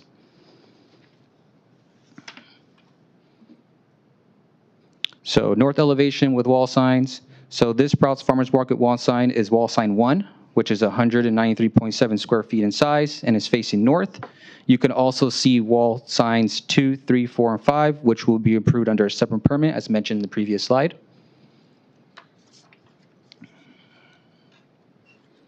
East elevation with wall sign.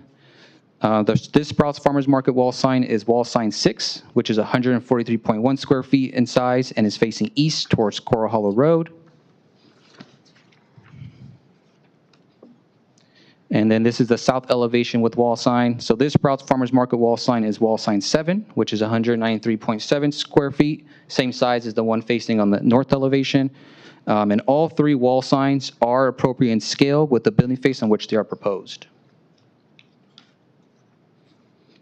And that concludes my presentation. Staff is recommending approval, and I am available for any questions. Thank you, Mr. Vargas. Council, do you have any preliminary questions? Councilmember Nygaard. I just have one. Thank you. Very excited. Sprouts is coming. These are illuminated, correct? Yes, they are illuminated, yeah. Okay. So the east and west ones, do we know if they will have any light interference for the existing neighborhoods? No, they won't. They're designed, so when they go through the sign permit process, the approval process, the building division reviews the signs and they ensure that the lighting is not going to the neighboring properties. Awesome. Okay, thank you. That answers my question. Thank you very much.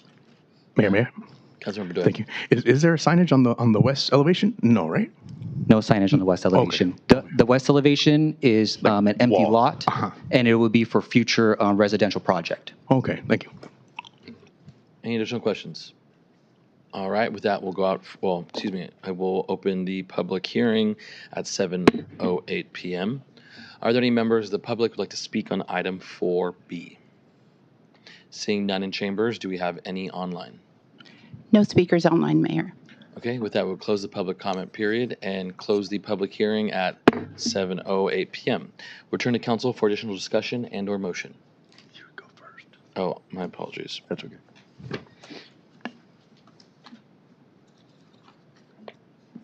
Would you mind to make a motion? It says Mayor makes request to 4B. Excuse me, Madam Clerk, will you please read the title of proposed ordinance? Approving an amendment to the Ellis specific plan to allow wall signs of up to 250 square feet with approval of a conditional use permit, application number SPA 25-0002, exempt from the California Environmental Quality Act, CEQA. Pursuant to CEQA Guidelines Section 15061B3, because it can be seen with certainty that there is no possibility of a significant environmental impact. Motion to waive the first reading by substitution of title and introduce the ordinance. Second.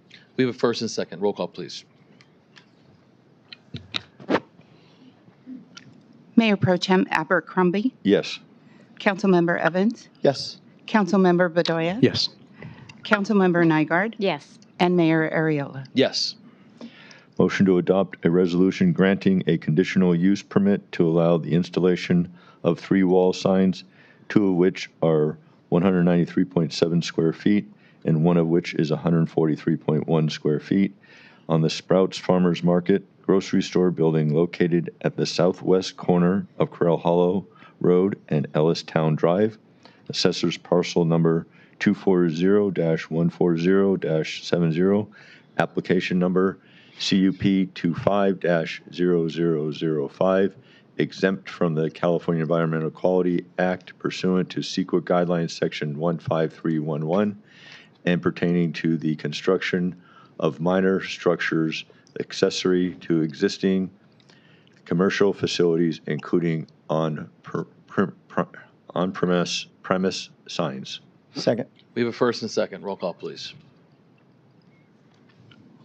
Mayor Pro Tem Abercrombie, Yes. Councilmember Evans, Yes. Councilmember Bedoya, Yes.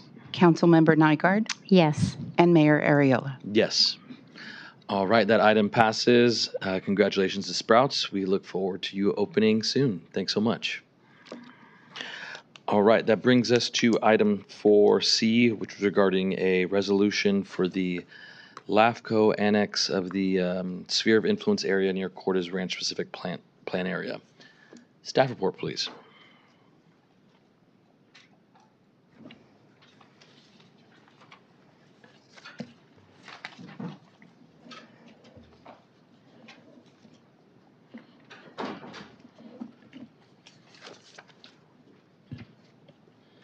I'll wait for my PowerPoint.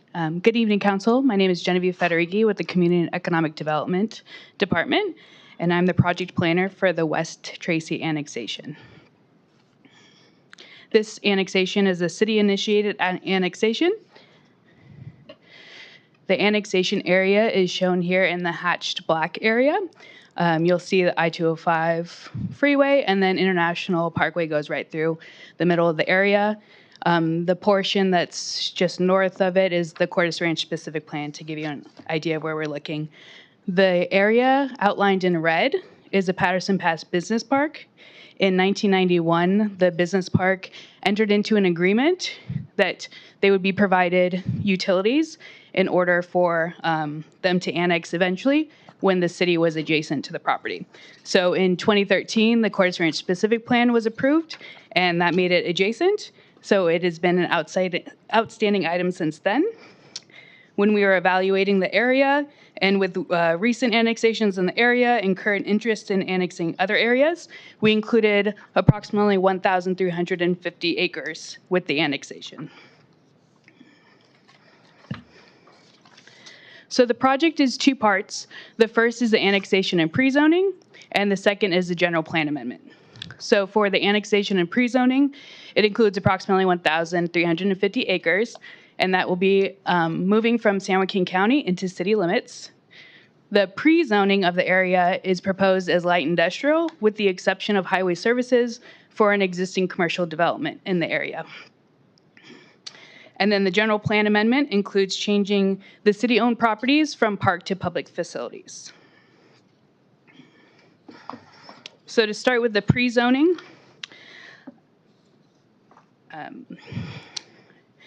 again, you see the area in the hatched black is what we're talking about. So the pre-zoning is proposed as light industrial, and then you can see a little tiny arrow pointing to the HS zone that I'll zoom into. So here's highway services, and again, that's for commercial uses that are geared towards people coming in and off of the freeway. And here's the aerial. So you can see on the north side, there is an existing gas station. The gas station includes an attached restaurant, and then there's a detached building that has 3 tenant spaces. Currently, there's only one occupied by Subway. And then to the south, there's 2 more properties that are undeveloped that we imagine will be commercial in the future. And this is consistent with what they are zoned currently in the county designations. So the second part of the project is the general plan amendment. And so this is for the city-owned properties. And currently it is has a general plan designation as park.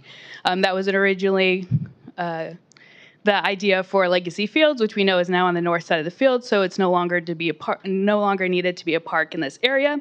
So we're proposing to change it to public facilities. And this designation is more for government-owned parcels and include civic uses such as libraries, police stations, and fire stations. So those are the 2 parts of the project. Staff is recommending approval and available for any questions. Thank you. Council, do we have any preliminary questions? Councilor Evans. I guess with the rezoning of that green to blue public facilities, is that potentially a location for PD substation or in the future at some point, or additional fire station in that location? I know there's already a parcel designated for fire out that way, but. Councilmember Evans, through the chair, as Arturo Sanchez, Assistant City Manager, that is actually the location of our proposed future substation, as well as the transit facilities that we've been bringing to council. Thank you for that. So what were the reasoning, I guess what was the reasoning that the commission recommended this annexation? Did they give any reasoning? This was a city-initiated annexation. But I saw that it said that the commission made the recommendation, I thought. Did I misread? You did. So anytime that we come to City Council for our planning projects, it goes through Planning Commission first. So they recommended approval. Okay. I was just curious if they gave any reasoning on the recommendation, or I have not had time to reach out to commissioners. They didn't provide anything during the hearing. Okay. Okay. That's all my questions. Thank you.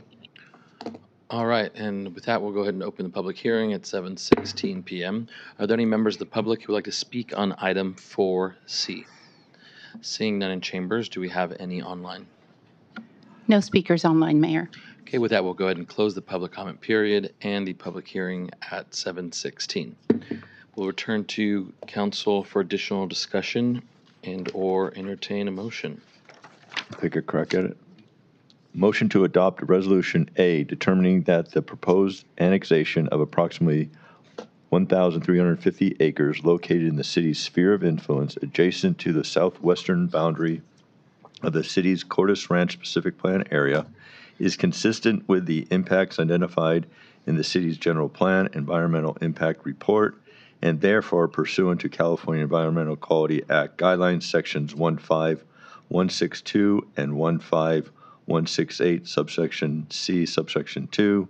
No further environmental review is necessary. B, approving a general plan amendment to change the land use designation for APNs 209-230-29 and 209-230-30 from park to public facilities.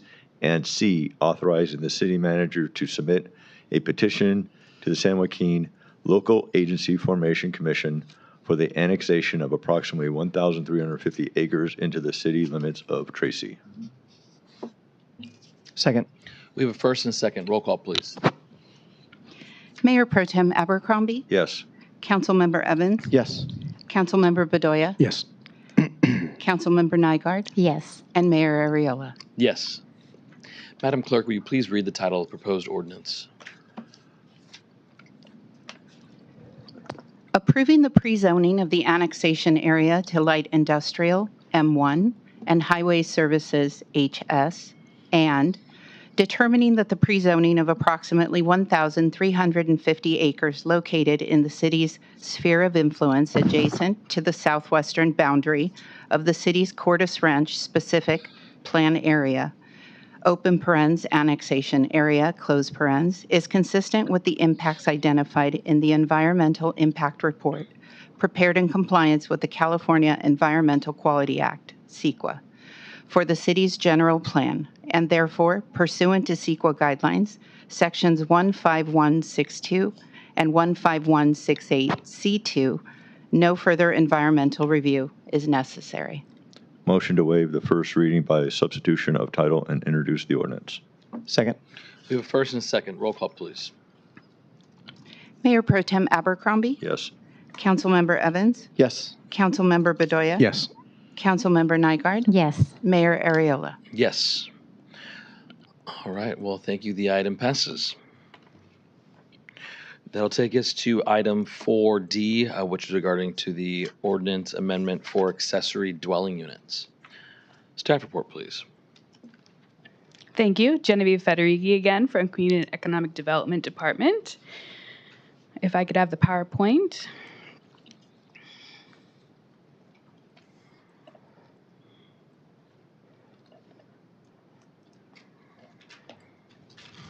Thank you. So we'll start with a little bit of background. Accessory dwelling units are an additional, independent dwelling built on a residential lot. The city's last update of the ADU ordinance was in 2018. So our current ordinance says that if you have a lot with a single-family home, you can have one ADU. Several state bills have passed imposing new limits on local authority to regulate ADUs. Since our code is currently out of compliance with the state law, we are following the state law rather than our local code. The 2023-2021 housing element also included updating the ADU ordinance as an implementation measure. So the proposal is to repeal and replace Tracy Municipal Code Section 10.08.3180 in its entirety. So I'm going to go over a couple of the larger changes. So specifically for single-family lots, like I said, there is currently only one allowed in our Tracy Municipal Code. This changes to allow multiple types of units on a lot, including a junior ADU, a conversion ADU, an attached ADU, and a detached new construction ADU. The update also removes all off-street parking requirements and relaxes development standards for certain types of ADUs. So junior ADUs, or the JADUs, is a brand new type of ADU for the city. Junior ADUs are allowed to be created within the walls of proposed or existing single-family residences. Design standards include a maximum of 500 square feet, may share central air systems with the primary dwelling, contains a basic kitchen, utilities can be small plug-in appliances, and may share a bathroom with the primary dwelling. And then the last type of ADU that's also new for the city is for multifamily buildings. So for multifamily, the amount of units for detached ADUs on an existing development. There's a maximum of 8, but you cannot exceed the number of existing primary dwellings on a site. So if you have a fourplex, you can have 4 ADUs. For a proposed development, you can have a maximum of 2 detached ADUs. And then for existing developments, you are allowed to convert non-habitable space, and that's a number of up to 25% of the existing primary dwelling units on a site. And you can't convert proposed development, so it's not applicable there. So those are the main details. The ordinance is simply following state law, and I'm available for any questions. Thank you. Do we have any preliminary council questions? Councilmember Evans. Hey, Mayor, the only question I have is there anything that goes beyond the minimum requirement of the state law? No, we just followed the state strict law. compliance with state law. Thank you. All right, with that, we'll go ahead and open the public comment period at 7:23 p.m. Are there any members of the public who would like to speak on item 4D? Seeing none in chambers, do we have any online? None, Mayor. With that, we'll go ahead and close the public comment period and close the public hearing at 7:23 p.m. Returning to council for additional discussion and or motion. It's your turn, bud. Unless it's my turn. All right, Madam Clerk, would you please read the title of the proposed ordinance? Repealing and replacing Article 23, Section 10.08.3180, accessory dwelling unit of Title 10, Planning and Zoning of the Tracy Municipal Code, open parens, exempt from the California Environmental Quality Act, CEQA, pursuant to CEQA guidelines, Section 15061B3, because it can be seen with certainty that there is no possibility of a significant environmental impact. Motion to waive the first reading by substitution of title and introduce the ordinance. Second. We have a first and a second. Roll call, please. Mayor Pro Tem Abercrombie? Yes. Councilmember Evans? Yes. Councilmember Bedoya? Yes. Councilmember Nygaard? Yes. Mayor Arreola? Yes. All right, the item passes. Thank you. That brings us to item 4E regarding the establishment of an alternative planning commissioner position. Staff report, please. Yes, good evening, Mayor and Council. David Nafusi, City Attorney.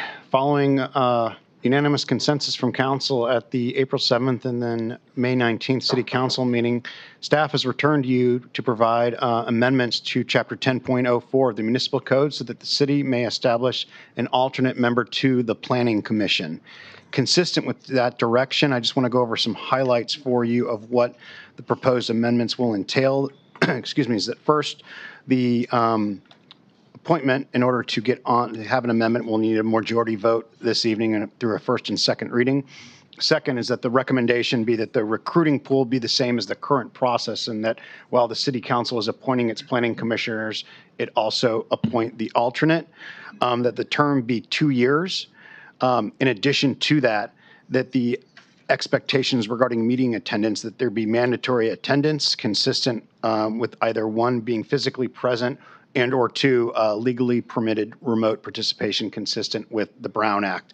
In terms of voting activation and seating protocols, if prior to a meeting we find out that a member will not be there, then the alternate would then go into the vacant member seat and take that seat from the beginning of the meeting throughout the duration, or be available mid-meeting for recusal should there be a potential conflict and or a member of the Planning Commission need to leave early. The fiscal impact would be an additional stipend to pay to the Planning Commission alternate, but otherwise there would be no fiscal impact for making this amendment. That concludes my report, and I'm happy to answer any questions at this time. Thank you. Council, do we have any preliminary questions? Seeing none.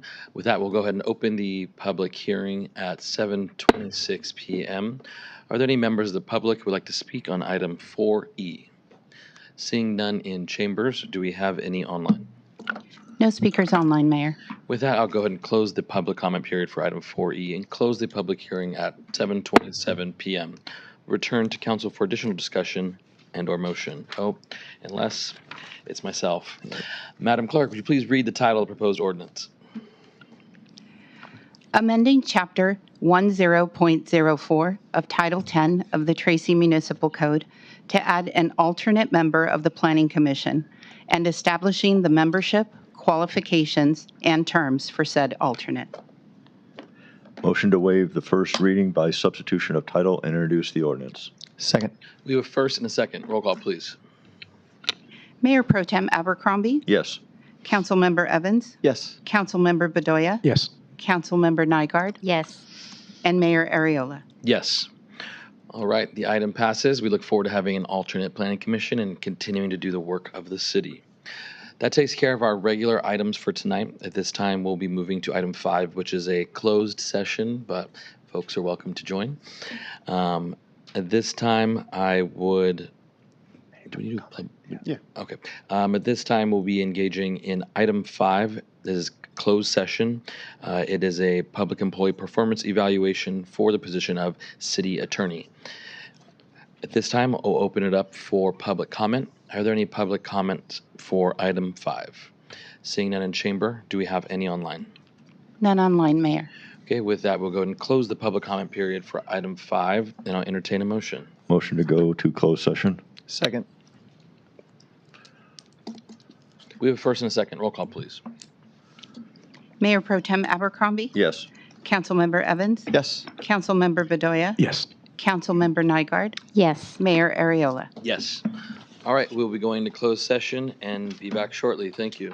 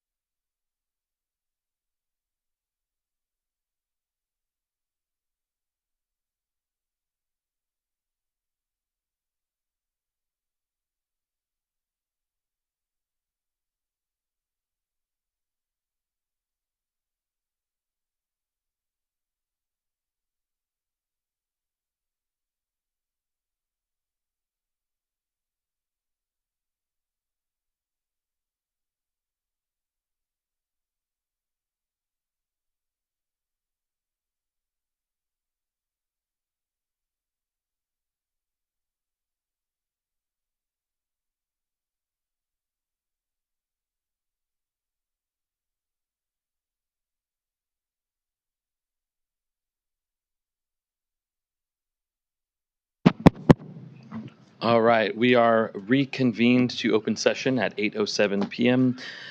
Direction has been given, but otherwise no reportable action. At this time, I'll entertain a motion to adjourn. Motion to adjourn. Second? We have a first and a second. Roll call, please. Mayor Pro Tem Abercrombie, Yes.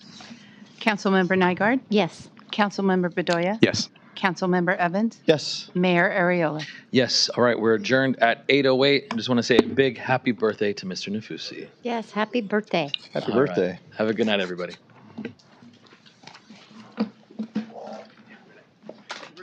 I think I might have.